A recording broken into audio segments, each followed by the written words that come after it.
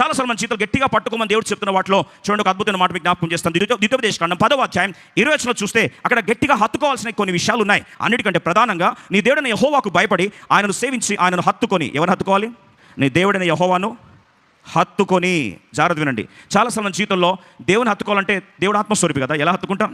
దేవుడు కనిపించకుండా కొన్ని ప్రాంతాల్లో కనిపిస్తుంటాడు. God's manifest presence is seen in many ways. మొదటిది, దేవుడు డైరెక్ట్గా ఆత్మస్వరూపి అయితే నువ్వు హత్తుకోవాల్సింది ఏంటంటే దేవుని వాక్యాన్ని హత్తుకోవాలి. ఆదిందు వాక్యం ఉండను, వాక్యం దేవుని వాక్యమే.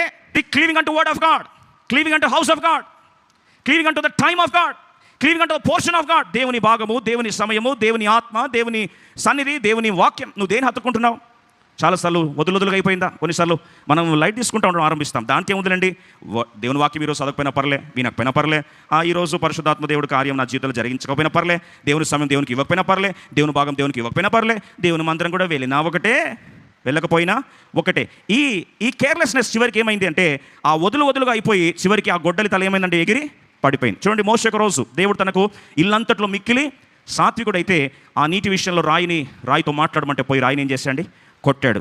Moses lost his meekness. ఆ ఒక్క గడియలో ఆ సాత్వికం కోల్పోకపోయి ఉంటే వాగ్దాన దేశం గల్లంత అయ్యేది కాదండి.